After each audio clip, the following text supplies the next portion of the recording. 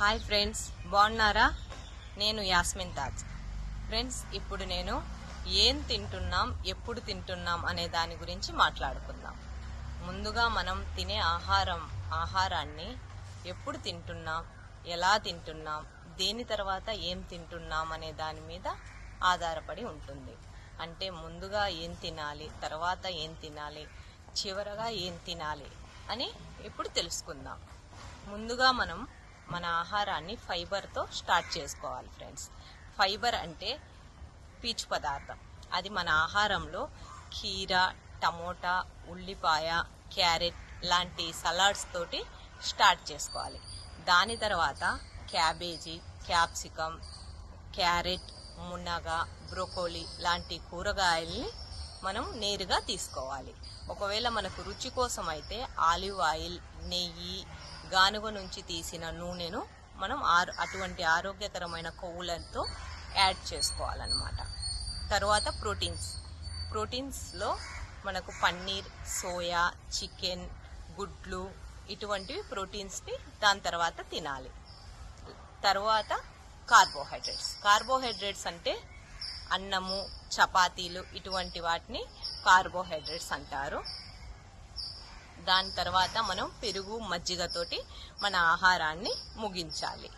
ఈ విధంగా మనం తినడం వల్ల, ఈ మీల్ సీక్వెన్సీ వల్ల మనకు సరైన ఆహారం మన బాడీకి అందుతుంది. ముందుగా ఫైబర్, ప్రోటీన్ తీసుకోవడం వల్ల మనకు కడుపు నిండిన ఫీలింగ్ ఉంటుంది ఫ్రెండ్స్. ఈ విధంగా కడుపు నిండడం వల్ల మనము కార్బోహైడ్రేట్స్లో ఎంత నచ్చిన ఫుడ్స్ ఉన్నా కూడా ఎక్కువ తినే గ్యాప్ ఉండదు మన కడుపులో. దీనివల్ల మన చక్కెర స్థాయిలు ఎక్కువ కాకుండా కాపాడుతుంది. చక్కెర కానీ మన శరీరంలో ఎక్కువ ఉండడం వల్ల టైప్ 2 డయాబెటీస్, ఊబకాయం లాంటి సమస్యలు వస్తాయి. మరియు చెడు కొలెస్ట్రాల్ ఎక్కువగా పెరిగే అవకాశం ఉంటుంది. ఇలా కాకుండా మనము మన శరీరాన్ని గుండె జబ్బులు రాకుండా కూడా కాపాడుకోవచ్చు. తర్వాత మనకు ఫైబర్ శరీరంలో నీటితో కలిసి ఓ చక్కని ద్రవంగా మారుతుంది. అది మారడం అనేది ఒక జెల్లా, పేస్ట్లా ఉండి గ్లూకోజ్ని మన శరీరంలోకి రాకుండా అడ్డుకుంటుంది.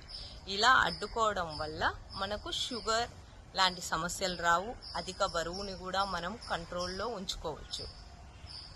మతిమరుపు, చర్మ సమస్యలు, తర్వాత హెయిర్ సమస్యలు ఇటువంటివి ఏమీ మన శరీరానికి రాకుండా మనం కాపాడుకోవచ్చు.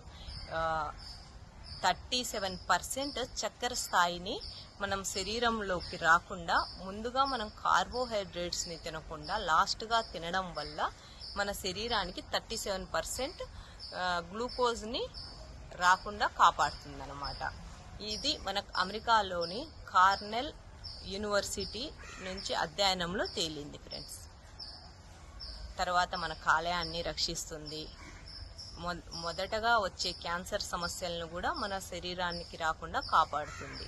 ముందు ఫైబర్, తర్వాత ప్రోటీన్, దాని తర్వాత కార్బోహైడ్రేట్స్, లాస్ట్గా మనం పెరుగు, మజ్జిగతో మన ఫుడ్ని ఎండ్ చేయాలి. ఓకేనా ఫ్రెండ్స్? పీసీఓఎస్ అనే సమస్యలు కూడా మన శరీరానికి రాకుండా కాపాడుతుంది. ఈ పీసీఓఎస్ సమస్యలు అండాశయంలో తిత్తులు ఏర్పడడం దీన్ని పీసీఓఎస్ అంటారు. దీనివల్ల మనకు ఋతుక్రమం సరిగా రాదు, ఆలస్యంగా రావడం, జుట్టు రాలడం మరియు మనం వెయిట్ పెరగడం ఇటువంటి సమస్యలు కూడా వస్తాయి. ఇటువంటి ఏ సమస్యలు రాకుండా ఇప్పుడు నేను చెప్పిన సీక్వెన్సీలో కానీ మనం ఫుడ్ తీసుకునేదైతే మనం హెల్తీగా, హ్యాపీగా ఉండవచ్చు ఫ్రెండ్స్.